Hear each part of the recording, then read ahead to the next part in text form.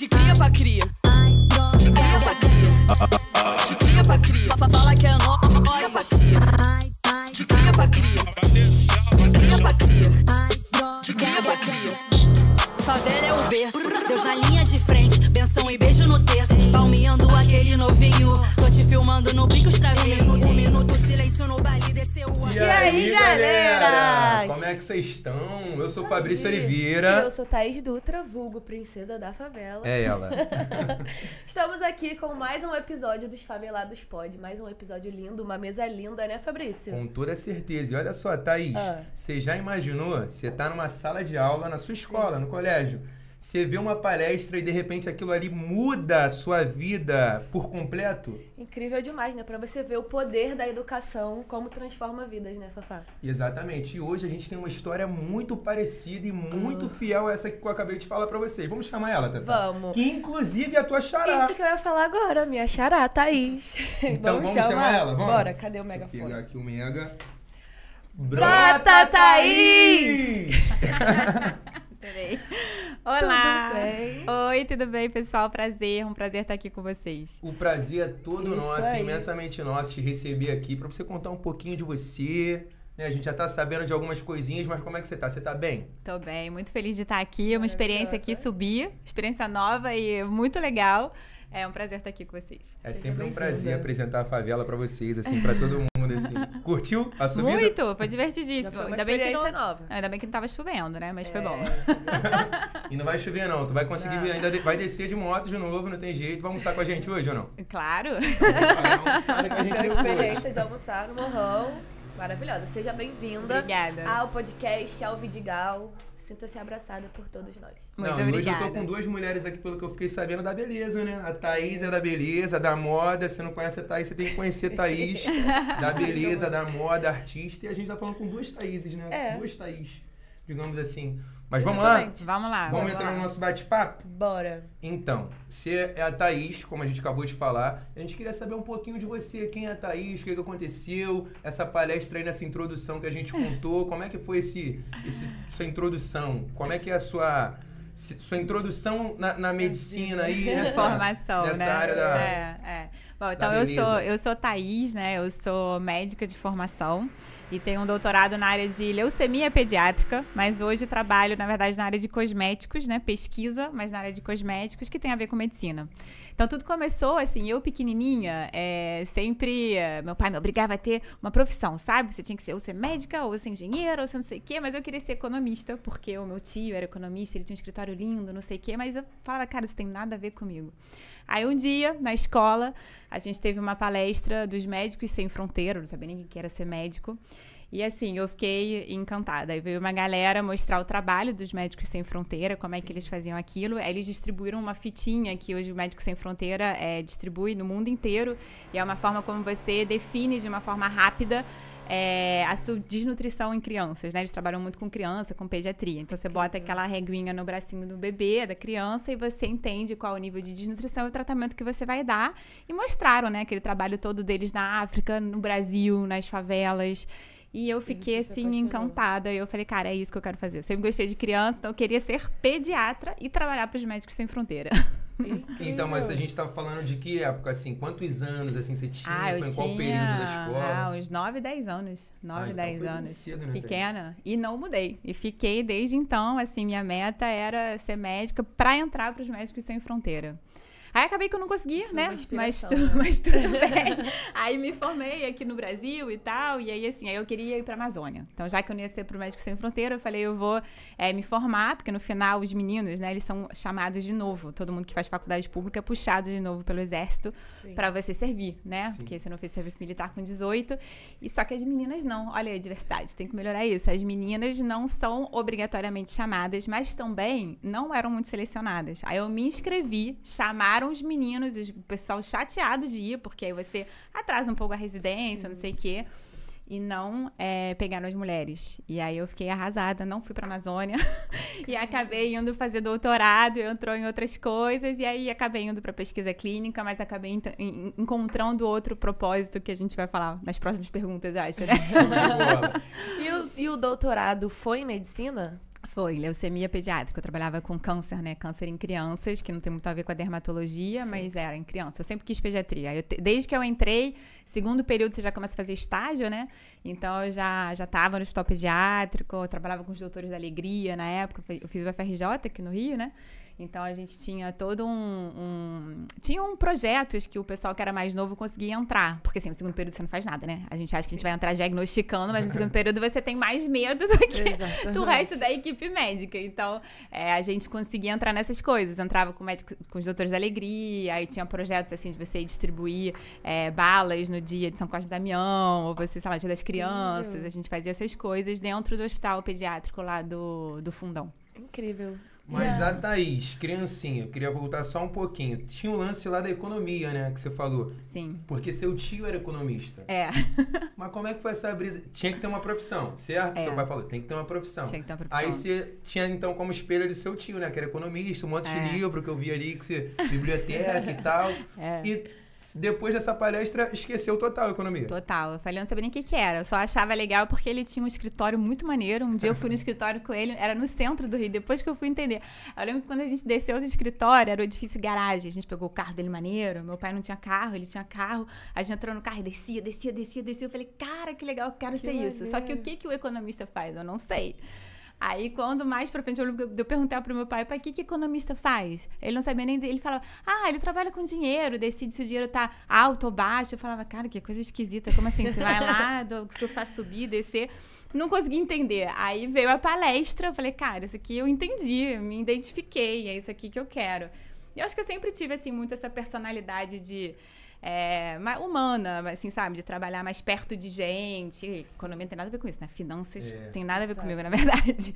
Então, tinha mais a ver comigo, a medicina. E a sua família, ela sempre te apoiou a fazer a medicina ou não? Sim, Desde o momento que você saiu lá da palestra, sempre. você falou, pai, eu quero isso pra mim. Eu acho que na época ele deve ter achado engraçado, né? Ele falou, até lá você vai ver, né?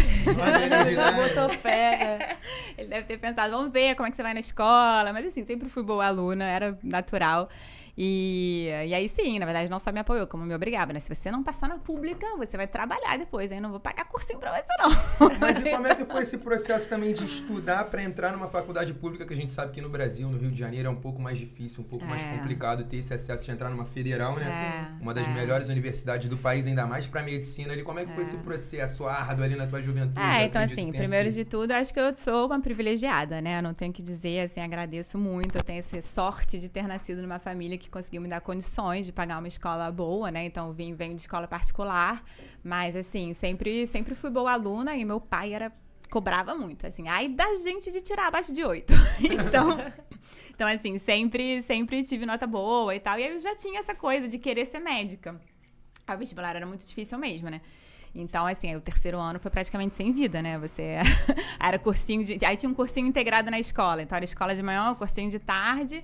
Mas eu nunca fui, assim, aquela CDF que fica estudando o dia inteiro, não. Mas eu tinha facilidade. Sim. Eu pegava, estudava, assim, 2 dias antes da prova, prestava atenção na aula e ia. Aí fiz o primeiro vestibular, não passei, tá? No terceiro ano. Aí meu pai falou que não ia pagar cursinho, que eu me virasse. Aí eu fiz figuração. Paguei meu próprio vestibular. Mas aí depois meu pai cedeu e falou, não, tá bom, vou pagar o seu cursinho. Tô vendo seu esforço. Tô vendo seu esforço. Eu paguei minha inscrição no vestibular, eu fiz figuração numa propaganda do Honda Civic e do filme do Cazuza. Maravilhosa. Aí ganhei um dinheirinho lá, eu lembro, R$80. Paguei o vestibular da UF e aí depois entrei pro cursinho, aí fiz 6 meses e fui reclassificada. Aí entrei no segundo semestre pra UFRJ. Aí fiz prova pra todas, né? Na época não era unificado, assim, não era o Enem. A gente fazia uma prova pra cada faculdade. Só passei na UFRJ, não passei nas outras. Mas tá bom, tá ótimo. A UFRJ tava ótimo pra mim, era a minha preferida. E assim foi. Mas é puxado, realmente. O vestibular é puxado, a faculdade é puxada. Mas é legal, é muito bom. Porque são quantos anos ali de curso? São medicina? 6 anos, né? Aí depois, pelo menos, mais 3 de residência, né? Então são aí quase 10 anos aí se dedicando, estudando, se dedicando. E doutorado são mais 4, né? Só que aí eu entrei num projeto, até legal que a gente divulga isso também. A UFRJ tem um projeto, eu acho que é a única do Brasil, São Paulo acho que tem alguma que tem, que eles chamam de MD-PhD, que é um projeto para você estimular os médicos a fazerem doutorado, porque o médico é uma profissão que não faz tanto doutorado, né? Não entra tanto na pesquisa, porque é muito demorado, né? Você leva 1000 anos para se formar. Quando você chega lá, você vai entrar no mestrado, no doutorado, que é um negócio que, na verdade, você não ganha tanto, que você vai com bolsa, e aí, normalmente, os médicos não fazem muito. Então, essa tá uma situação no Brasil, porque a gente tem umas formações muito boas, mas não tem tanto médico na pesquisa, tipo tem nos Estados Unidos ou na Europa. E aí, eles montaram esse projeto, que é para você, na verdade, no final da faculdade, já no internato, que é o último ano e meio, quando você já está fazendo prática, né? Você já está no hospital, você começa o doutorado junto. Então, você vai fazendo umas matérias e aí você já entra no doutorado. Eu fiz isso. E aí você ganha tempo, porque aí você já acaba a faculdade com 2 anos de doutorado, aí faz mais 2 e aí já tem o diploma do médico e do doutorado. Ah, então você pegou esse pulo do gato peguei, aí, né? No meio do caminho. Peguei. Maneiro. E vamos lá. Aí, onde surge a Arta nessa história toda, assim? Fiquei curiosa também. Tá. Medicina, onde surge o que é? Vamos então, abrangir isso pra galera. Isso foi depois do doutorado, né? Foi, então, foi. Vamos lá. Essa história é muito doida, porque aí, na verdade, assim, eu gosto muito de viajar. Quem não gosta, né? Assim, de conhecer lugares novos. Então, acho que também por isso que eu gostava muito do Médico Sem Fronteira, porque eu unia a medicina com viagem, né? Então, assim, muito legal. Aventura, eu gostava muito de trilha, essas coisas. E aí, um amigo o pai de uma amigona minha, ele era professor da UFRJ, e ele que me falou justamente de entrar nesse projeto do MD-PhD, que era para fazer doutorado, porque eu ganhava tempo e no final a gente conseguia fazer um doutorado de sanduíche. Sanduíche é quando você vai para fora. Então, você consegue, na verdade, fazer 1 ano do doutorado em outro país. E era o que eu queria, na verdade. Eu queria, na verdade, ir pra fora. Eu nem sabia o que era pesquisa. Eu falei, não sei o que é esse negócio que eu vou pesquisar, não, mas eu vou morar em outro lugar. Aí você tem que conseguir bolsa, né? O Brasil tem uns programas de incentivo do CNPq, né? Que é lá de Brasília e tal. Aí você tenta a bolsa e você consegue ir pra fora. Conseguir a vaga primeiro, a vaga você tem que correr atrás. E aí, enfim, fiz isso. Aí meus amigos da faculdade me achavam louca. Você tem que fazer residência? Como é que você vai fazer isso? Vai parar o negócio pra depois fazer residência? Falei, cara, mas eu queria. O momento era aquele. Agora ou nunca. Já tô há muito tempo aqui estudando. Eu vou estudar e vou estudando pra lá, né? Eu vou dentro da área da medicina. Aí foi isso que eu fiz. Então, eu entrei no projeto do MD-PhD já no início da faculdade. Aí, já me preparando pra tentar fazer esse sanduíche. Não sabia se eu ia conseguir. Meu pai mandando eu trabalhar. Eu falei, tudo bem, eu vou me formar, pai. Eu resolvo, eu vou pagar a viagem. Aí consegui uma vaga para ir para a França, para um centro de pesquisa da OMS. A Organização Mundial de Saúde, que trabalhava só com câncer na França. E aí eu tinha que conseguir a bolsa sanduíche lá em euro, né? Na época o euro, hoje em dia a gente até acha pouco, mas estava 4, era surreal, assim, não tinha dinheiro para pagar 1 ano de moradia lá, né? Aí eu tentei a bolsa do CNPq, não conseguimos a bolsa sanduíche. Eu falei, ai, cara, e agora, cara? Aí meu professor, não, mas você conseguiu num lugar muito bom, você tem que dar um jeito. Eu falei, tá. Então, eu tinha entrado na metade do ano, aí me formei em julho, cara, peguei meu CRM no dia seguinte, já tava lá dando plantão, não sabia nem prescrever de pirona, mas estava dando plantão. Aí fiquei 6 meses juntando dinheiro e aí fui. Aí fiquei 1 ano lá. Quando eu tava lá, na verdade, lá era um centro de pesquisa, né? Então, assim, aí fugia um pouco do que eu vinha pensando e do que eu vinha fazendo, que seria mais um atendimento clínico. Mas, assim, foi uma descoberta, foi super interessante. E esse lugar era um lugar, na verdade, a OMS, que define todas as saúdes públicas do mundo. Então, eles trabalham muito, por exemplo, com a Unicef. E aí você define, assim, quais vão ser os programas de prevenção do câncer, de prevenção à desnutrição. Onde eu estava era especificamente de câncer, mas são instituições linkadas, né? E aí eu comecei a entender, assim, o valor da pesquisa e como você pode atuar em outra coisa também. Porque a gente sai da faculdade muito pensando naquela coisa que você se formou, né? Clínica, atendimento, papapá.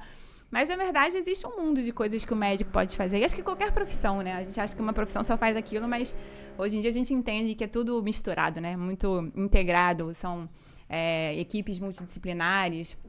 Então, eu entendi que a pesquisa era super bacana.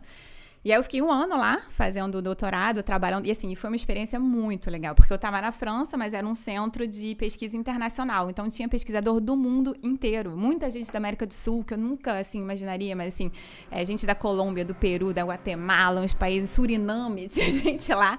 E aí tinha uma mulher, que era, inclusive, acho que era Colômbia ou Peru, que, cara, ganhou o prêmio Nobel, porque descobriu o HPV, que hoje em dia tem muito a ver com câncer de colo de útero. Então é um lugar que reunia, assim, mentes brilhantes da área de pesquisa médica.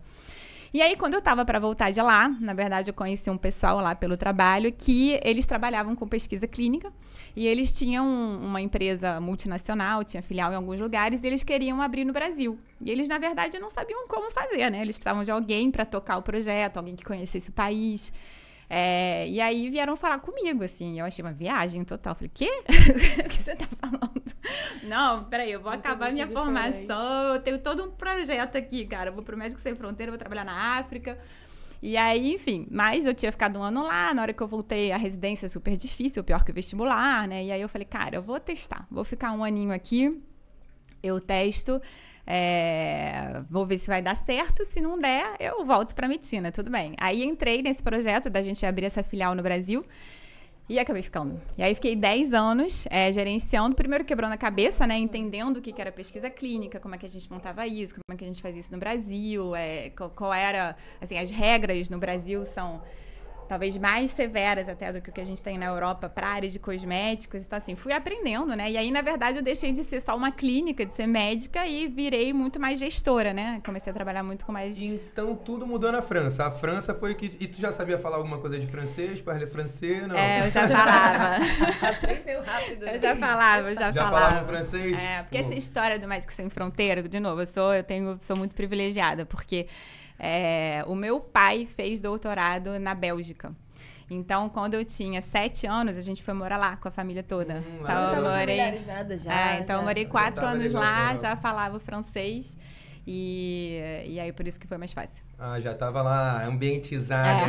Você me apresentar em francês. Você fala, meu nome, je m'appelle Fabrice. Ça va primeiro, né? Ça va bien. Enchanté. Je m'appelle Fabrício. Aí a gente pergunta, e tu t'appelles? Você fala alguma coisa, tá vendo? Também. Só isso, só sei o básico. Idê, abajur também, Asterix, é bom? Não, só sei Dom Rian, que é de nada, né? Quando alguém te agradece, tem que falar Dom Rian. Aprendi alguma coisinha ou outra por aí na vida. Muito bem, arrasou. Mas aí vamos voltar pra Arta. Vamos. Aí de lá da França, você teve essa ideia, conheceu essa galera e ficou 10 anos atuando numa área que você não imaginava. Isso, exatamente. Aí do nada você curtiu essa ideia ali, já sabia, já estava trabalhando há 10 anos. E a Arta surgiu de onde? Aí, na verdade, veio a pandemia. Quando veio a pandemia, então eu trabalhava nessa empresa, mas a empresa não era minha, né? Mas você estava no Brasil, na pandemia? No Brasil, não, tava no Brasil. Aí eu só morei um ano lá, voltei, depois tudo foi aqui. Eu fiquei 10 anos nessa empresa, no Rio, e muito legal, aprendemos, desenvolvemos um monte de coisa, aprendi muita coisa, no início bati cabeça pra aprender, né? E aí tava começando a funcionar, mas eu comecei a entender muito o mercado brasileiro, eu comecei a entender muitas oportunidades, eu comecei, assim, eu lidava muito com cliente, então, assim, tinha muita coisa que eu queria fazer. Entre elas, assim, sabe, formar melhor as equipes, acho que dar oportunidades de emprego, reter o pessoal nisso. E é uma área muito nova. Então, assim, eu acho que é uma oportunidade de trabalho muito grande, porque é pouco conhecido. Então, tem pouca gente formada, pouca escola, né, que forma pessoas nessa área, embora várias profissões possam entrar nessa área. E poucas empresas que fazem isso. Então, tem uma oportunidade muito grande. E eu via que lá não estava caminhando. Aí eu tentei, assim, mudar umas coisas, não me deram muita abertura, veio a pandemia, a gente repensa a vida, né? Meu marido teve um problema de saúde grande, a gente ficou um tempão no CTI, aí você repensa mesmo, né? Ele saiu bem, graças a Deus, mas eu falei, cara, vou rever aqui, acho que eu vou montar o meu projeto para eu fazer as coisas que eu queria fazer que eu não estava conseguindo. E aí eu tenho um amigão que trabalhava também nessa área de cosméticos, ele era mais da área de gestão, e ele era mais da área de planejamento, a gente era bem complementar. E aí a gente se juntou, né, viramos sócios e aí fundamos a Arta em 2021 com o propósito de fazer mais ou menos o que eu fazia antes, mas melhor. Era o meu grande propósito, assim, eu quero fazer mais coisa, eu quero dar mais oportunidades, assim, a vários profissionais. Eu acho que é uma área que a gente integra muita coisa. E quando você vai para o empreendedorismo mesmo, né, assim, tem a sua atividade core, né, a atividade que você vai executar, a pesquisa em si, mas tem tudo em volta, né? Sim. Tem o administrativo, tem o marketing, tem a divulgação, tem todo um ambiente em volta para fazer uma empresa acontecer, né? Então, assim, é muito além daquele atividade core que você vai executar, né? Então, é todo um ambiente satélite. Organizacional ali por trás do que se pensa ser só cosméticos, né? Exatamente. A gente vai entrar nessa área das meninas aí, a Tatá deve ter um monte de pergunta para fazer de beleza. E hoje, o que faz a Arta? Então, Qual a é o Arta, processo de vocês? a Arta é uma empresa que a gente chama, nós somos uma CRO, que quer dizer uma empresa representativa de pesquisa clínica. E o que a gente faz, assim, palavra simples, é testar cosméticos antes de entrar no mercado. Assim, a gente pode testar tanto cosmético quanto produtos farmacêuticos. Qualquer remédio, qualquer vacina, a vacina do Covid, por exemplo, ela passou por uma empresa de pesquisa clínica igual a Arta.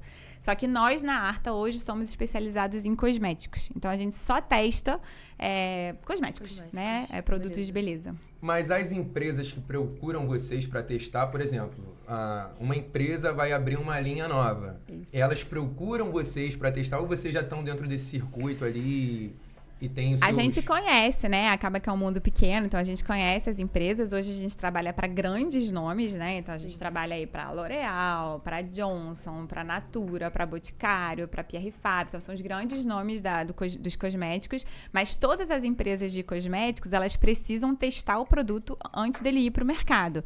Por quê? Para não causar alergia nas pessoas, né? A gente não pode botar no mercado sem ter certeza de duas coisas. Primeiro, que o produto ele é seguro e não vai causar nenhuma alergia. E segundo, que ele é eficaz. Então, quando você compra ali um desodorante que está escrito assim, dura 24 horas. Alguém testou por 24 horas para dizer aquilo, entendeu? A Anvisa, ela proíbe que você coloque qualquer coisa no rótulo que você não tenha provado. Porque senão você está enganando o consumidor, né? Então, existe uma legislação em volta disso e você tem que provar. E por que essas empresas não testam e elas passam para vocês?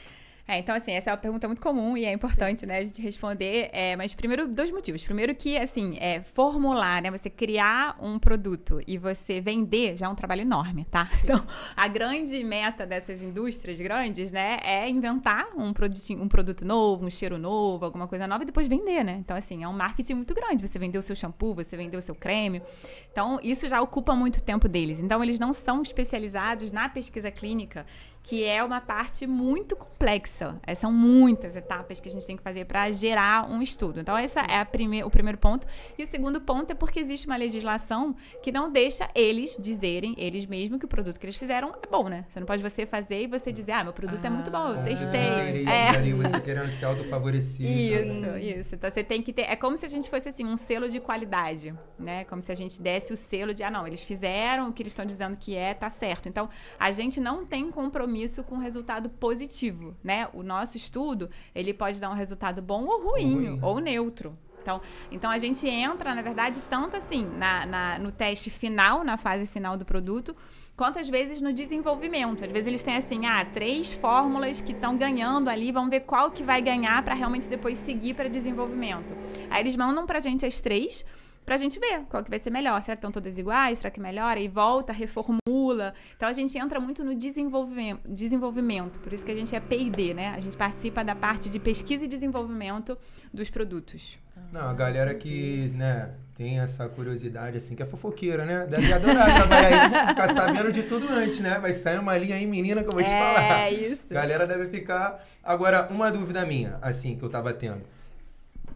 Tem isso de confidencialidade? Por exemplo, a marca vai fazer algo muito grande, que nem você estava falando. Tem 3 produtos ali que a marca criou e ela vai lançar um desses 3. Então, acredito que deva ter uma confidencialidade ali para não chegar a isso aí. Vocês ficam sabendo ou não? Só te mandam um produto para você testar e... Total, não, é totalmente confidencial, a gente não fica sabendo, a gente chama isso, tem um nome, né, em pesquisa, que é duplo cego, então é cego pra gente que vai testar, né, que somos os investigadores, né, a equipe de teste, e pra pessoa que usa, é cego. Então a gente recebe o produto, tipo, sem rótulo, inclusive ele não tem rótulo, porque ele ainda não foi validado pela Anvisa. Ele é como se fosse um protótipo, então ele vem uma embalagenzinha branca, né, assim, fosca, pra você nem ver a cor do creme, com uma etiqueta escrito fórmula 1, 2, 3. E aí, modo de uso, aplique no rosto uma vez por dia. Aí a gente tem formas de garantir que seja seguro, né? Primeiro, a gente trabalha com empresas grandes, então eles têm vários selos de qualidade, né? A gente roda uma auditoria neles antes, eles na gente. A gente tem que confiar um no outro, saber que eles não estão fazendo bobagem. E aí, antes de testar o produto, a gente recebe também um certificado garantindo que ele é seguro, que testes em laboratório já foram feitos. E no Brasil, existe uma legislação muito severa sobre isso, que é o Comitê de Ética em Pesquisa. Então, assim, é uma instituição, né, brasileira, que ela vem lá de Brasília, se chama Sistema CEP-CONEP, Comitê de Ética em Pesquisa. Aí é uma longa história de como é que isso se forma, quem participa. Mas, assim, são 10 pessoas que, tipo, julgam o seu projeto. Então, pra lá a gente manda tudo. A gente explica o que a gente vai fazer. A gente manda esse certificado de segurança do produto. A gente explica quanto tempo vai durar, quantas pessoas a gente vai incluir na pesquisa, por que a gente tá fazendo isso, qual o resultado esperado. E aí eles aprovam eticamente, quer dizer, a gente não vai fazer mal a ninguém, né? Então, assim, não é uma cobaia. Essa é a grande diferença. Todo mundo tem muito essa ideia de que a pesquisa clínica você pega qualquer um assim, obriga a usar e é um cobaia. Não, existe toda uma segurança para o produto ir para teste. E aí o segundo ponto super importante para o teste é que ele é acompanhado por toda uma equipe médica e multidisciplinar. Então, o participante, a gente inclusive chama de participante de pesquisa, né? Ele não é um voluntário, uma pessoa forçada a entrar na pesquisa. Ele consente a participação, então a participação é voluntária, mas ele é um participante de pesquisa. Ele pode sair da pesquisa quando ele quiser, ele não tem obrigação nenhuma. Ele tem que entender, concordar, tá de acordo, mas sei lá, no meio do caminho ele chega à conclusão que ele não tá muito afim, ele pode até sair. A gente pede pra não fazer isso porque acaba com o nosso projeto. Pede pra pensar mais no início, mas eu entendo quando a pessoa, né, tem dúvidas. Então a gente explica isso tudo antes. Então a gente tem uma série de vídeos pra explicar pra pessoa porque o que é seguro, o que ela vai fazer. A gente esclarece todas as dúvidas. Então tem um momento, a primeira etapa da pesquisa é o que a gente chama de termo de consentimento. Então, ela vai assinar um documento consentindo, onde a gente explica tudo o que vai acontecer. E esse termo, ele passou pelo comitê de ética. Então, assim, é super seguro. E aí, depois que ela entra na pesquisa, a gente acompanha durante todo o tempo. Então, qualquer alergia, reação, sei lá, tive uma coceira, tô na dúvida, será que foi o sol ou foi uma coceira? Ela volta lá na gente, o nosso médico avalia, o dermatologista avalia. Se precisar, a gente trata sem custo nenhum, obviamente, para o participante, né? E a gente acompanha até o final. Mas isso raramente acontece, tá? Pra vocês, assim, só entenderem que os produtos são de grandes marcas. Então, assim, eles mais do que ninguém querem que a coisa dê certo. Quando vem pra gente, é super caro pra eles executar isso. Então, eles já passaram por muitos testes internos. A última coisa que eles querem é que o produto tenha algum problema, né? Essa normalmente é a etapa quase que final já. Então, o produto é muito seguro. E em cosmético, tudo é muito seguro. Porque, na verdade, para que o ingrediente ele esteja apto a entrar numa formulação cosmética, já tem um monte de regras também. Um monte de RDC da Anvisa, que exige um monte de documento do ingrediente. Então, assim, o grande plus, a grande descoberta em cosmético é quando você descobre um ingrediente novo, que é raro. Mais uma fragrância, uma coisa assim, porque é complexo de você poder incluir esse ingrediente no hall, na biblioteca de ingredientes para formulações cosméticas. Falei meio difícil, né? Não, deu pra entender. Então, os produtos, eles não fazem mal. Os testes são só pra, por exemplo, isso que você falou, esse desodorante dura 24 horas. Aí a pessoa vai ali testar pra ver se realmente dura. E como que é todo esse processo de teste? A pessoa vai lá, ela tem dias certos pra irem na clínica? Sim, como sim. Que funciona? Aí a única coisa é que, assim, em pesquisa, né, pra você poder depois ter um resultado legal e bacana, você precisa ter um número de pessoas mínimo, né, que não é pequeno. Então, às vezes, a gente tem projetos que a gente tem 30 pessoas, mas a gente tem projetos que a gente tem 100, 120 pessoas. E aí, porque a gente quer diversidade também. Então, a gente tem todos os tipos de pele, todos os tipos de cabelo. Então, a gente precisa de um número de pessoas grandes. E aí, para que o resultado ele faça sentido, isso é a base da pesquisa, né? A gente precisa que todo mundo faça tudo igual. Então, a gente precisa que todo mundo use do mesmo jeito, que todo mundo entre na pesquisa com a mesma situação. Digamos assim, a pessoa não estava usando nenhum remédio, a pessoa lavou o rosto antes da primeira avaliação. Então, a gente tem umas regrinhas que é só para botar todo mundo no mesmo patamar. Porque senão a gente não pode comparar maçã com pera, né? Sim, deixar o processo uniforme, né? Exatamente, tem que deixar o processo bem uniforme. Então, as pessoas que querem participar, a gente tem um site, né, onde a gente divulga as pesquisas abertas. A primeira coisa é ver o que interessa para ela. Sei lá, eu tenho um problema de espinha, quero muito tratar minhas espinhas. E é caro, né? Esses remédios você vai no dermatologista, você sai com uma prescrição de R$1.000, né? Caríssimo, inclusive. Então, assim, é legal porque lá a gente acaba conseguindo fornecer esses produtos. São produtos muito bons mesmo. Então, a pessoa, sei lá, tem um problema que eu gostaria de tratar e tô meio sem condição de comprar um produto aqui para espinha. Então, entra lá no site da Arta, vai ver se tem um projeto para espinha. Me identifiquei com esse daqui. Deixa eu ver se eu tô dentro dos critérios que eu preciso. Porque aí, dependendo do seu produto, a gente tem um perfil de pessoa. pessoas que podem participar. Pode ser que seja um produto mais para pele mais madura, então quero pessoas com idade maior. Ou pode ser um produto para adolescentes, então eu vou ter um produto ali para pele. Então depende do critério. Então você viu lá, quero espinha. Entra lá no itemzinho espinha. Deixa eu ver o que se encaixa aqui comigo. Aí você identificou que se encaixa, vai lá. Aí lá tem o cronograma da pesquisa. Isso não é a gente que monta, isso vem de quem produziu, porque a gente monta junto com eles até, né? Mas assim, eu quero provar que esse produto aqui, ele é bom para diminuir a oleosidade da pele em 3 meses. Por quê? Porque é isso que eu vou botar no rótulo, entendeu? Então assim, não é porque eu não quero tratar você por 6 meses, mas é porque vai pro rótulo. Então é o que tá no protocolo, que vai aprovado lá no comitê de ética. Então, a pessoa vai lá, vai ter esse cronograma. Então, se vão ser 3 meses, aí a gente definiu lá no protocolo de pesquisa. Vão ser, 4 visitas. Por quê? Porque a gente definiu que essa era a pesquisa, entendeu? Junto com o patrocinador. Então, aí a gente definiu lá que a pessoa vai vir um dia, aí depois ela vai vir no dia seguinte pra gente ver se já teve algum efeito, e depois ela vai vir 1 mês depois, 2 meses depois e 3 meses depois. Então, quando a pessoa entra na pesquisa e assina aquele consentimento, ela já tem as datas que ela precisa vir. E aí a gente precisa muito que a pessoa cumpra, porque se ela não vier, eu tenho toda uma estrutura preparada para receber essa pessoa. Porque aí dentro da pesquisa a gente tem várias etapas. Um médico que vai avaliar, a gente vai bater uma foto do rosto, a gente vai fazer uma medidazinha. A gente tem tipo um algodãozinho que a gente passa na testa para ver a oleosidade antes de usar o produto. Aí usou o produto por 3 meses, vai lá de novo, passa o algodãozinho de novo e mede. Aí o que a gente espera? Que tenha muita oleosidade no início e nada no final. E aí você compara. Então, assim, se a pessoa não veio no dia que a gente definiu, acaba com o meu cronograma. Porque todo mundo vai vir em 3 meses. Aí ela vem, não, eu só posso vir daqui 1 semana. Aí acabou, não pode. Como é que eu vou falar? Como é que eu vou avisar a Anvisa que essa pessoa aqui teve um problema? E veio 1 semana depois. Aí você não consegue fazer seu relatório final e você não aprova o produto, entendeu? Então, por isso tem que cumprir esse cronograma. Ô, Thaís, eu queria saber, além do site, existe alguma outra forma de captação desses voluntários para pesquisa ou só o site da... Não, com certeza. A gente tem o Instagram, né, que hoje em dia é onde a gente consegue divulgar até mais coisa, porque a gente tem muita interatividade, né, consegue responder, abre caixinha de perguntas. Então, é o @artapesquisas, e lá a gente divulga todos os estudos, a gente fala sobre beleza, a gente fala sobre pesquisa, a gente fala sobre, sei lá, dicas de autocuidado. Então, a gente tenta ter um Instagram, assim, bem bacana para ser legal para quem acompanha também. Então, lá a gente divulga as pesquisas. A gente tem também TikTok para os mais novos. Temos YouTube, se quem quiser se informar mais. Eu quero entender melhor essa coisa de pesquisa, esse palavrão aí que a gente está falando, um monte de palavrão. Então, tem lá, de repente, a gente tem um quadro de descomplicando a pesquisa para falar de uma forma mais leiga e trazer mais informação. Então, assim, siga a gente no Instagram, que lá tem muita informação. É o @artapesquisas. O TikTok também é Arta Pesquisas e o YouTube também é Arta Pesquisas, né? Que nem tá aqui na tela, tá, gente? Ó, ARTHA, Arta Pesquisas, tá? E Thaís, quais as pesquisas que hoje estão disponíveis na Arta?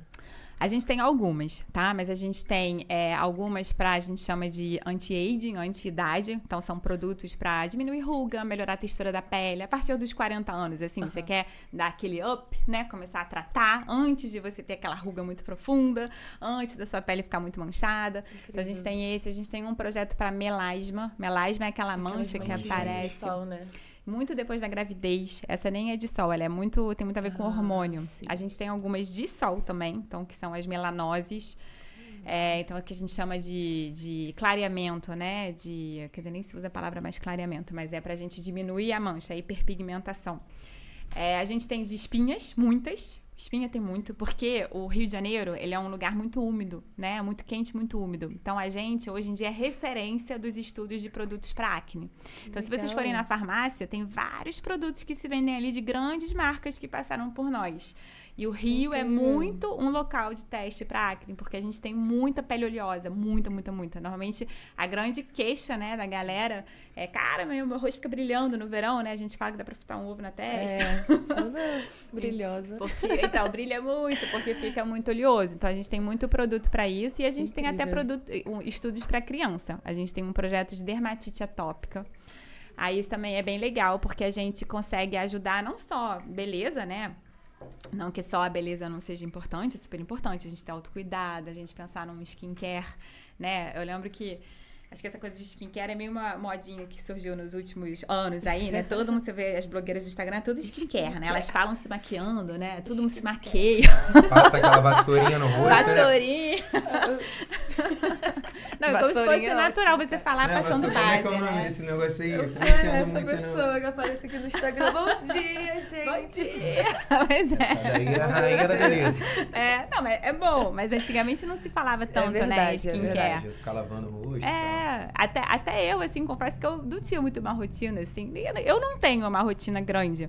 Mas, assim, eu acho que é legal a gente dizer que, na verdade, todo mundo tem um skincare. Porque nem que seja você lavar o seu rosto no banho com seu sabonete padrão, você tá lavando o seu rosto, né? Então, o que é o skincare? A gente tem que entender a realidade de cada um, o que cada um quer. Mas, é claro que quando você ainda tá muito nova, Thaís. Eu não tô muito velha, mas a gente começa a perceber, já surge uma ruguinha, a gente começa a perceber que o rosto vai ficando mais oleoso. Por exemplo, oleosidade era uma coisa que me incomodava muito. Eu tenho a pele muito oleosa. Eu lembro na faculdade, também. Ai meu Deus, tá cheio de espinha, não sei o quê. Então, assim, se alguém tivesse me dito o que tinha que fazer, sem custar uma fortuna, talvez eu teria feito. Então, assim, o skincare não precisa ser uma coisa igual algumas blogueiras mostram ali, daquele negócio de R$1.000 a prescrição, 15 produtos. Então, e cada vez mais as empresas, elas têm tentado produzir produtos que eles chamam, assim, de 3 em 1, 5 em 1, facilitando o skincare. Então, assim, hoje em dia tem opção pra todo mundo, entendeu? Tem aquela pessoa que adora, que quer ficar 10 horas na frente do espelho, tudo bem, que passa 15 produtos, tem dinheiro pra isso. Tem gente que, cara, eu quero acordar e quero só ficar com a pele legal, entendeu? Não ficar oleosa. Então, você vai acordar, vai passar só seu protetor solar, entendeu? Seu protetor, só um sabonete pra limpar o rosto, sem ser o do banho, porque realmente resseca um pouco o rosto. Sim. Então, assim, o skincare é para todos, entendeu? É um autocuidado pra todo mundo, né? Eu acho que é um auto... Você tava falando da galera se cuidar mais, mas isso também tem um pouquinho de Brasil, não tem? No Rio de Janeiro, principalmente, da galera curtir esse lance de praia, ter mais esse lance de cuidar da beleza, do corpo. Não tem muito isso? Sente, você que já visitou vários lugares? Com certeza. O Rio é um lugar que a gente cultiva muito a beleza, né? Cultiva muito o sol e muito o cabelo, né? Não só a pele, mas o cabelo. A gente cuida muito do cabelo. Então, assim, é legal a gente cuidar. E tem um ponto importante, que a galera muito jovem quer se cuidar, mas não quer se proteger do sol, né? Sou eu todinho. E a gente precisa se proteger do sol, né? O sol, na verdade, é o maior vilão, tanto do envelhecimento quanto do câncer de pele. Então, assim, hoje em dia a gente tem muitas campanhas aí da Sociedade Brasileira de Dermatologia, né? Tentando conscientizar o uso do protetor solar. Antigamente se usava bronzeador, né? Isso é um horror. Minha mãe, já vi muito minha mãe lançar... O bronzeamento artificial também, né? Cenoura que é proibido no Brasil. Mas cenoura com cenoura e beterraba mesmo. Suquinho, ó. Coca-Cola, menino. Coca-Cola é loucura. Loucura, Coca-Cola. Faz isso não. Queima a pele tudo. Coca-Cola é doideira.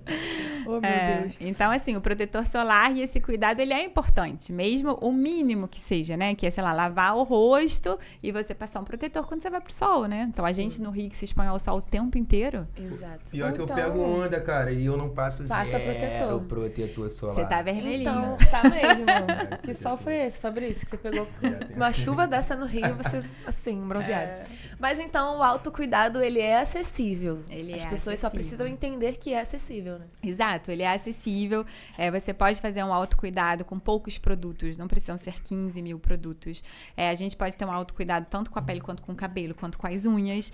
E aí eu acho que é onde a Arta pode ajudar muita gente, né? E a gente é uma relação boa para os dois lados, porque a gente precisa do participante de pesquisa e quem vem, na verdade, recebe esses produtos super bons para usar em casa, sob supervisão, por um período, às vezes, longo, 3 meses, 4 meses, 6 meses, sem custo. E quando você participa de uma pesquisa clínica com a gente, não só você não paga, obviamente, como você recebe o produto que você vai testar, no final você tem que devolver, mas você usa por aquele período longo, que já é um tratamento, como você ainda recebe um ressarcimento, tá? Que é uma ajuda de custo. Porque numa pesquisa clínica, isso é regra básica de pesquisa também, você não pode gastar dinheiro com a pesquisa em hipótese nenhuma. Então, mesmo o seu deslocamento até o nosso centro, né? Nosso instituto, que fica no centro do Rio, ali perto do metrô, tá? Perto do Uruguaiano, lugar super acessível. Mas assim, não é para gastar nem o dinheiro do metrô. Então, chegou lá, você vai entrar, você vai ver se você pode entrar na pesquisa. Entrou, participou. No final da pesquisa, a gente dá o ressarcimento para cobrir qualquer despesa que você tenha tido. A gente, assim, não calcula exatamente, né? Gastei 5,10, aí você vai receber 5,10, não é isso? A gente pensa num valor que abranja todo mundo aqui do Rio de Janeiro, né? Então, mesmo quem mora longe, Campo Grande, Pavuna, sei lá, a gente pensa num ressarcimento que cubra esse deslocamento até de quem mora mais longe, e no final da pesquisa você recebe um valor que corresponde a isso, essa despesa do transporte, de uma alimentação no dia que você vai lá, do tempo que você deixou de trabalhar para participar da pesquisa com a gente, né?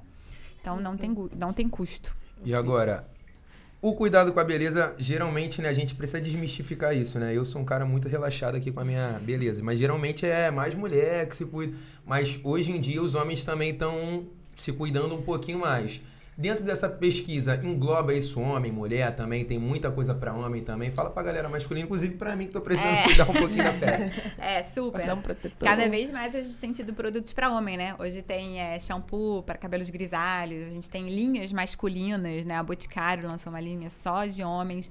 Então a gente tem cada vez mais pesquisa pra homens também. A gente tem pesquisas onde tem homens e mulheres, protetor solar é pra todo mundo. Sim. Embora, é claro que a maioria das pesquisas, a gente tem mais pesquisa para mulheres, porque as mulheres usam mais os produtos, mas a gente tem para homens, para crianças, e a gente tem até, às vezes, coisas assim, pessoas que usam muito maquiagem, sei lá, pessoa que usa pesadamente mesmo, trabalha com isso, ela trabalha no carnaval, então faço apresentações o ano inteiro, então eu uso muita maquiagem brilhante, isso tem um efeito na pele, né, porque deixa o poro meio ocluído, então o que eu vou fazer?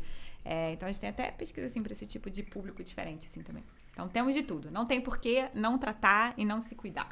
Incrível. Agora eu vou mudar um pouquinho de assunto, mas envolve a mesma o que a gente está falando. Diante de todo esse mundo aí do empreendedorismo, você sofreu alguma coisa, teve algum problema sendo mulher? Porque na medicina clínica, né? Como que é? É mais feminino o público, é mais masculino? Assim, eu acho que sempre tem, né? Empreendedorismo, assim, quando você vai, sei lá, numa palestra, num encontro de empreendedores. A maioria é homem, né? Sempre. Sim. Então, assim, quando vê uma mulher, até assim, desconfia. E o meu sócio... Olha mais torto, meu sócio é homem, né? Então, às vezes, assim, até melhor eu ir junto com ele. Ele é ótimo, maravilhoso. Mas, assim, por que não? Eu não poderia ir sozinha. Mas, sim, existe um certo preconceito de você ser uma mulher empreendedora. Então, assim, até pensando nisso, a gente tem uns parceiros, né? Uns clientes nossos que incentivam muito a diversidade. A gente conseguiu até um selo que se chama da WeConnect, que é uma ONG que apoia empreendedoras mulheres. Então, woman owned, né? Então, assim, é um negócio de mulheres, né? Então, a gente tem esse selo, porque eu sou a maior parte da empresa, mais de 50%. Mas, sim, existe preconceito, né? Existe preconceito, com certeza. A maioria de todos os donos de todas as outras empresas que trabalham no mesmo ramo que a gente são homens. Não, eu fico imaginando, porque as grandes indústrias, eu trabalho também... A parte do podcast, eu trabalho com produção de eventos, né? De grandes eventos, convenções, isso, aquilo. E a gente teve uma convenção de um cliente seu, que você já falou aí, que eu não vou expor aqui, e era internacional, onde tinham empresas do Chile, Peru, Colômbia e tinha outro país sul-americano que eu não lembrava. Os representantes, todos homens. Todos homens, sentados nas cadeiras assim. Porque tinha lá a mesa só dos presidentes, né? Que eles sentam separados. Só homens. Tipo assim, as mulheres geralmente eram para o setor de vendas, equipe de vendas, geralmente mais para isso. Tinha uma menina ali que era chefe, assim, digamos assim, que dava para ver que ela tinha um certo vínculo ali com a galera da presidência, mas a maioria... E eu acho que isso acontece muito nas grandes empresas, nas grandes indústrias também. Essa falta de diversidade, digamos assim. E ter a Arta como uma representante feminina no mercado já é inspirador, Tatá. É verdade. E a Arta? Por que esse nome? Esse é a junção. Arta. Junção dos nossos nomes dos sócios. Então é Arnaud, que é o meu sócio, e eu, Thaís. Então, Arta. E aí, quando a gente tava buscando o nome, a gente, é difícil achar nome de empresa, tá? A gente, eu fiz uma lista, vários nomes, nada a gente gostava, não sei o quê. Aí eu pensei nesse nome, a gente jogou no Google. Aí, hindu quer dizer prosperidade, quer dizer bem-estar. Aí a gente falou, cara, perfeito. É isso. Não é só um nome, né? Ai, que tudo. Adorei. E aí, Fabrício? Mas maneiro, vamos lá. Dito isso, sobre essas grandes dificuldades, assim, como você enxerga o mercado hoje? Vamos falar do mundo feminino dentro do empreendedorismo. Como é que você enxerga Ainda mais nesse meio, né, cara? Devia ter mais mulher nesse meio no ramo da beleza, assim. A gente vê algumas mulheres, assim, a gente tem algumas, mas não tem muitas. Você acha que isso tá mudando no decorrer? Você acha que a gente vai chegar num lugar onde a gente vai ter, pelo menos, vai se equiparar mulheres e homens, essa diversidade dentro dessas grandes indústrias? Estamos longe, né, de equiparar. Acho que a gente está bem longe de equiparar. Mas eu acho que tem todo um movimento. Acho que o mundo vem mudando, né? Nem se falava de diversidade antigamente. Hoje a gente fala, então acho que isso é bem legal. E a gente tem até umas pessoas representantes aí, né, originárias de favelas, que são mulheres incríveis, inspiradoras pra mim. Tipo a Bianca, do Boca Rosa. Ela é maravilhosa. Sim, nasceu ali, ela fala de produto cosmético, e ela montou um negócio gigante. Tem aquela outra menina das sobrancelhas também. Então, assim, eu acho que as mulheres vêm vindo cada vez mais, mas a gente tem que batalhar mais, né? Sim. Né? A gente tem que achar o nosso lugar no sol. Os homens já estão mais garantidos ali. A gente só não cuida muito da beleza. Pois é, apesar disso, ainda são os donos das grandes empresas de cosméticos. Não se cuida, mas tá lá como presidente. Tá lá. Entendi. Dica cultural? Dica cultural. Eu queria... Pede uma diquinha cultural, eu vou pedir outra coisa. Então Thaís, ó, a gente sempre, quando tá aqui finalizando nossa mesa, a gente sempre pede pro nosso convidado deixar uma dica cultural. Não só pra gente, mas também pra quem está nos assistindo, né? E o que você tem aí de dica pra gente hoje? Pode ser de estética. Exatamente, o que você quiser, o que... Cultural, tipo...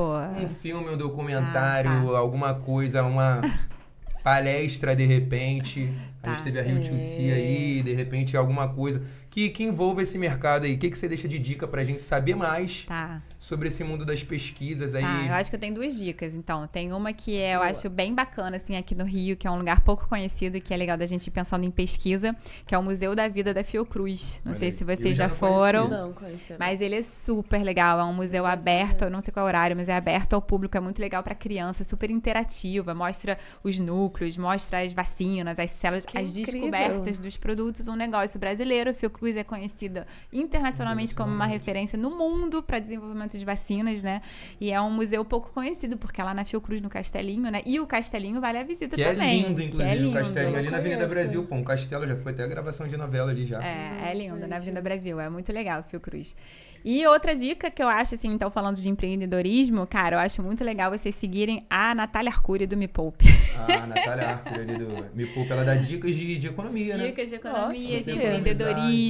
Ela é super engraçada, então ela fala assim ela descomplica, igual a gente quer descomplicar a pesquisa, ela descomplica os investimentos. Então é uma dica, assim, pra vida de todo mundo. Todo mundo deveria estudar investimentos. Eu só descobri isso velha também, mas é importante pra vida de todo mundo, devia fazer parte das escolas, né? Investimentos e cuidar do seu dinheiro. Isso é verdade. Thaís, agora eu queria que você deixasse uma frase, seja ela qual for, que você estiver sentindo aí, relacionado, pode ser a pesquisa, ou relacionado a um incentivo, relacionado a um gás, né? Aquela coisa, um incentivo para alguém. Fica à vontade em deixar uma frase, assim, pra galera refletir nesse finalzinho. É uma frase difícil essa, hein? Eu acho que sim, nunca desistam dos seus sonhos. Eu acho que a gente sempre encontra um caminho. Às vezes o caminho parece que tá indo tudo errado, né? Porque não era nada disso que eu ia fazer. Mas no final das contas, acho que tudo tem um propósito. A gente acaba se encontrando e a gente chega onde a gente quer chegar. Se a gente batalhar, se esforçar, a gente chega onde quer chegar. Mas nunca perder a essência de quem você é, entendeu? O que você queria fazer mesmo. Porque acho que tem uma coisa que a gente não abordou aqui. A gente tem pouco tempo ainda. Temos. Tá, que é assim, então... Qual é o propósito que eu vejo, né? Como é que eu linko ali aquilo tudo que eu pensava quando eu queria ser médica e queria ser... sou médica, né? Mas não atuo mais muito na área. Médica sem fronteira é o que a gente faz hoje, né? Então, eu acho que assim, eu me perguntei muito isso. Quando eu saí da outra empresa depois da pandemia e eu pensei, cara, o que eu vou fazer? Eu tinha 2 opções. Ou eu voltava pra medicina, né? Reestudava, entrava de novo ali na clínica e tal. Ou eu podia trabalhar numa indústria farmacêutica, que era a formação que eu tinha, na verdade, naquele momento.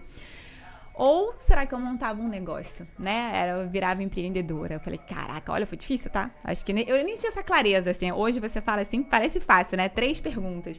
Mas, assim, na época é um turbilhão de coisas na sua cabeça. Você não sabe o que você vai fazer. E eu pensava assim, cara, tudo que eu tinha estudado agora, mas eu tô 10 anos atrasada. E eu tava atrasada, porque o médico, ele estuda a vida inteira, né? Então, assim, eu voltar pra clínica, não que não fosse possível. Mas, assim, eu já tava num momento de vida e familiar que não dava, entendeu? Já tinha filho, já tinha casa, como é que eu vou parar agora, voltar para trás? Ou eu ia para a indústria. bom, também não era ruim. Eu pensei muito se eu ia para a parte mais farmacêutica, entrava numa pesquisa mais de oncologia. Eu acho que eu teria um papel legal ali, daria para atuar de uma forma legal, mas aonde que eu poderia ter mais impacto, sabe? Eu pensava muito assim, eu penso que eu sou uma pessoa muito privilegiada. Eu sou muito privilegiada, sabe? Nem todo mundo tem essa sorte. Pô, eu morei fora criança, aprendi outra língua, sabe? Eu tenho uns pais maravilhosos, apesar de ter sido duro lá, ele tinha razão, entendeu? Então, meu pai fez eu caminhar ali, estudar. Então, assim, tenho uma família estruturada, eu tenho muita sorte, mas o que eu posso fazer, cara? Eu moro no Brasil, entendeu? Eu vi um monte de... como é que eu poderia trazer isso? Então, assim, o empreendedorismo, acho que ele responde a muitas dessas coisas, porque é isso que eu pensava. Eu vou montar um negócio que é um negócio que quase não existe no Brasil. A gente pode colocar o Brasil, assim, no spotlight do mundo. Exato. E é verdade, tá? Eu achava isso um pouco viagem, eu achava um certo exagero. E aí um pessoal em volta de mim, né? Eu tenho uma menina que trabalha comigo aqui, cara, maravilhosa, além de minha gerente, minha amiga. E, assim, a história é muito engraçada. Dá tempo ainda? Dá, claro. A gente tá aqui, eu já tô até com umas perguntas. A história é muito engraçada, porque, assim, ela trabalhou comigo na outra empresa onde eu trabalhei por um tempo. E é muito importante quando você trabalha, eu acho, assim, você encontrar pessoas que são complementares. Porque você não sabe tudo. Você sabe umas coisas boas numa área, mas sempre tem alguém que sabe de uma área totalmente diferente. E que isso que é legal em empresa. É multidisciplinar, que eu tô falando. A gente gera oportunidades em várias áreas. E ela, cara, me ensinou muito, assim, de uma área que eu não conhecia, que era qualidade. Parece uma parada bizarra, mas é outra oportunidade de trabalho, é qualidade. E assim, como isso faz diferença numa empresa. E, enfim, ela trabalhou comigo lá. Aí, um tempo, ela saiu da outra empresa onde eu trabalhava, antes de abrir a Arta. E ela foi para uma empresa multinacional, não sei o que. Aí no dia que a gente abriu a Arta, eu e o meu sócio, né, a gente montando, ele me incentivando. Então, e ele é muito incentivador, sabe? Ele é um sócio bom, porque ele me incentiva. Ele falou, cara, Thaís, você vai conseguir, vamos abrir um negócio, não vai pro farma não, cara, a gente vai conseguir fazer um negócio. Aí ele, bom, por onde a gente começa? Eu falei, bom, eu sei, a lista eu sabia, já tinha feito isso. Eu falei, bom, primeiro vamos achar essa pessoa, vamos fazer isso, a gente abre o CNPJ, Aí eu falei, cara, tem uma pessoa que seria maravilhosa trabalhar com a gente, mas ela nunca vai querer trabalhar com a gente, porque ela hoje tá numa equipe multinacional, ela trabalha numa empresa enorme, ela não vai querer. E eu não falava com ela há anos, só de Instagram, assim, sabe? Tinha parado de trabalhar comigo há 4 anos. Aí ele falou, liga pra ela, não custa nada. Eu, não viagem, eu não falo com ela há 4 anos. Então, liga pra ela, cara. Aí eu liguei pra ela, juro. Na hora que eu liguei, ela, Thaís, você não vai acreditar. Eu acabei de entregar a minha carta de demissão e tava procurando um projeto. Era pra ser, entendeu? Né? Aí ela veio, se juntou a mim. E eu tô falando isso por quê? Porque é complementar. Então, assim, quando você empreende, você junta várias pessoas, assim, boas, e pessoas juntas fazem mais, entendeu? Cresce mais. E aí, assim, foi muito o que eu pensei. A gente, além de criar uma coisa que não existe no Brasil, eu quero que o Brasil se torne um país de excelência, de referência em pesquisa clínica. Por que não? O Brasil ele tem milhares de vantagens em pesquisa clínica, porque a gente tem uma população muito grande, muito diversa. A população brasileira ela é muito aberta, sabe? Ela é muito simpática, ela aceita, todo mundo quer participar. Por que não? Se você explica direitinho, todo mundo quer participar. Os europeus têm uns que são ranzinhos, né? Você chama lá e fica, não sei, blá, blá. E outra coisa importante é que no Brasil a gente tem um acesso à saúde complicado. Apesar do SUS ser maravilhoso, verdade, né? A gente não tem acesso ao dermatologista de uma forma fácil. Eu brinco com os nossos clientes que a dermatologia no Brasil é um luxo, né? Porque você até consegue, mesmo quem tem plano, às vezes consegue ir no dermatologista.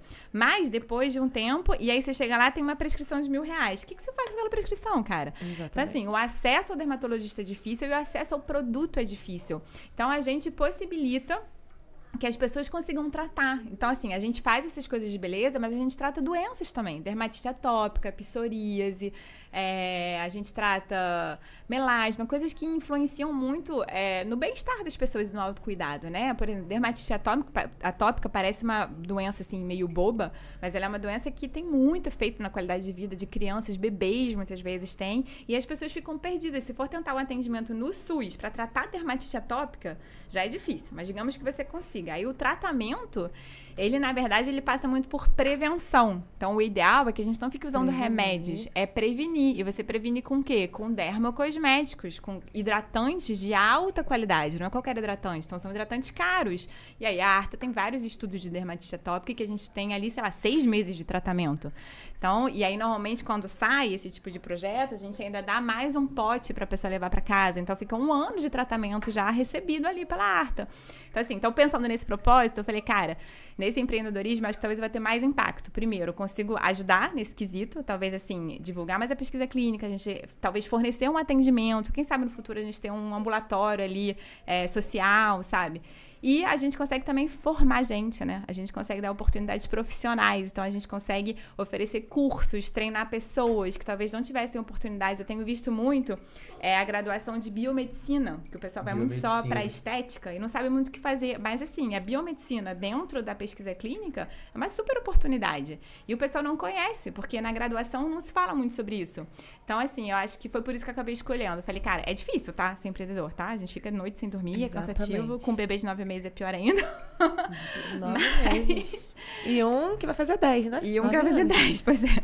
Então, assim, a vida, a rotina é puxada, mas, assim, tudo vale a pena. Eu acho que a gente acaba tendo um propósito no país também, sabe? O que você tá falando? A gente chega lá nos congressos internacionais, não só eu sou mulher, mas eu sou brasileira, sabe? Fazendo uma tecnologia de ponta. Você tá testando pra quem? Cara, eu testo pros grupos dos Estados Unidos, da França, do Japão, da Coreia. A gente testa. E testa no Brasil, no Rio de Janeiro, entendeu? Testo no Rio de Janeiro pra depois divulgar lá no mundo. Thaís, e o legal disso tudo é que, assim, você falando, você nunca imaginou que você fosse ser empreendedor. Não. Você queria viajar o mundo aí, curando a galera, ajudando a galera. E o quanto é importante você acreditar, porque eu imagino que nessa abertura deva ter sido muito difícil, porque geralmente a galera vai porque é mais seguro, né? E empreendedorismo não tem nada de seguro, né? É uma vida onde você fica ali, um dia você pode dar certo, você pode demorar um pouquinho, pode demorar um pocão pra dar certo, então você deu um tiro ali que deu certo. O importante é acreditar no que você tá fazendo, acreditar em você mesmo, porque quem diria, né, que do Médicos Sem Fronteiras a gente de repente teria uma grande representante nacional e internacionalmente, né? Não, e aí eu acho que, assim, de novo, assim, eu sou privilegiada, porque eu tive, assim, toda essa estrutura aí, criança e tal, não tenho do que reclamar, e tenho hoje também, né, uma família que me apoia, meu marido que me apoia, que cuida das crianças, enquanto eu tô aí tentando fazer essas coisas. Então, assim, se não tivesse essa estrutura toda em volta, minha irmã, meu marido, meus pais, que hoje estão com meu bebê em casa, mas sem eles, assim, isso não acontece. Então, por trás de todo grande empreendedor, tem, na verdade, um batalhão de pessoas aí maravilhosas que te ajudam e que te impulsionam, né? Que te incentivam, que também deixam ali um pouco de spotlight pra você, né? Então, não sou sozinha, eu faço isso com a galera em volta, né? Mas é muito legal. E eu acho, assim, também que trazer esse empreendedorismo da galera da favela também, né? Como eles podem também fazer isso, né? Então, assim, qualquer pessoa com essa rede de apoio, a gente tá aqui para ajudar também. Então, assim, quem diria que do Médicos Sem Fronteira a gente ia passar para isso? Quem sabe a gente não abre um novo Médicos Sem Fronteira, um Rio de Janeiro Sem Fronteira, fazer atendimentos nas favelas, sei lá. Então, assim, tem espaço, né? Pra muita coisa. E o maneiro é que a galera consegue, como ela falou, se cuidar. Geralmente, a gente tem um poder aquisitivo um pouco menor do que o do restante da sociedade, então é importante também isso ser difundido, esse lance das pesquisas, porque querendo ou não, mano, é um adolescente ali que às vezes está com a autoestima um pouco baixa, e às vezes encontra esse tipo de pesquisa onde ele consegue se tratar, como você estava falando, né? Não são tratamentos baratos. Eu tive muita espinha quando era criança, né? Se eu soubesse disso aí. E é bom ser difundido, porque de fato muitas pessoas não sabem que isso existe, que elas podem se cuidar sem custo. Acho uma pesquisa ali, então acho muito maneiro. E galera, sigam a Arta aí, porque eu já vou procurar minha pesquisa ali, também, entendeu? Eu já vou entrar ali, já vou acessar. Porque de fato eu não sabia. A gente ouve-se muito falar sobre pesquisa, que você pode ganhar dinheiro fazendo, mas ninguém sabe de como chegar lá, como acessar, onde ir, chegar nesse tipo de lugar. Então, acho que a Arta vai ser essencial pra galera começar a difundir mais esse lance das pesquisas, tá? Exatamente. E entender que a beleza é para todos, é acessível. Inclusive e que todo homens. mundo pode se cuidar. Inclusive nós, homens. Tem que passar a me cuidar depois desse assunto aí, depois desse Fala aí papo. pros seus seguidores, que eles precisam se cuidar também. Já segue a Arta e vamos se cuidar juntinho, vamos? @ArtaPesquisas. @ArtaPesquisas. E tem o site também, né? Site, TikTok, YouTube, Instagram. Filho, pra todo mundo. Tem Onde pra você vovó, pro quiser. vovô, pro titio, Que eu pra sei titia. que os jovens não vão mais no Instagram, né? A galera Agora do é só TikTok. TikTok. É, a Então tem galera da- TikTok também. Galera dessa geração tá mais tiktoker. É. O que você falou, príncipe? Perdão? Os favelados pode Os tudo. favelados? Vamos fechar então? Vamos. Thaís, a gente sempre encerra os nossos bate-papos falando, juntando as mãozinhas aqui, é um ato bem simbólico, e dizendo que os favelados podem tudo, inclusive cuidar da pele e da beleza lá na Arta, tá?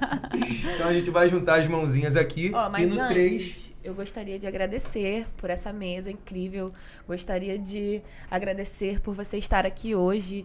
Foi um Obrigada. bate-papo incrível. Demais. Eu, como representante da favela, não só do Vidigal, né, mas das favelas, eu acho que é um bate-papo que precisa ser acessível para todos. Todo mundo precisa entender que o autocuidado é para todos. Então a Arta tá aí com essa missão de ajudar a todos. Então foi um bate-papo incrível. Por mim, eu ficaria mais 2 dias aqui conversando com você. Aí, Obrigada a e vocês. dá uma olhadinha que isso aqui é potência, a tendência da favela, isso aí. É. As garotadas aí, filho, Ele se só inspira sabe tudo meu na rosto Tatá. aqui, esse Ela vai menino. ser VIP lá na Arta. Ai, já esquece. Quero só meus 10%. Meu produtor.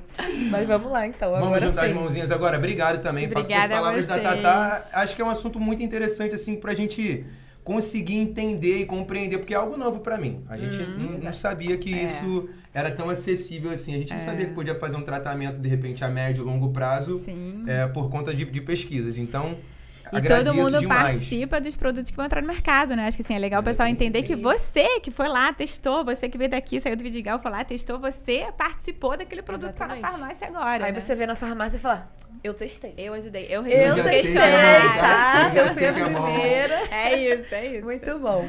Obrigada a Vamos vocês. nessa? Vamos nessa. Vamos juntar as mãozinhas, Tatá? Você Isso. fala, puxa, a Aí, gente fala no tudo. 3, a gente Pra olha aquela pra essa câmera câmera ali. aqui e diz, os favelados pode tudo. Tá. Pode Fechou? ser? Pode. Então vou Vambora? botar a mãozinha aqui. Vou botar a minha por baixo, que as meninas são potentes. No 3. 1, 2, 3. Os favelados pode tudo! Obrigado pelo papo, Thaís. Obrigada a vocês. Obrigado. Mas foi maneiro mesmo que eu conheci esse universo de beleza. Homem geralmente não tem muito esse cuidado, assim, essa coisa mais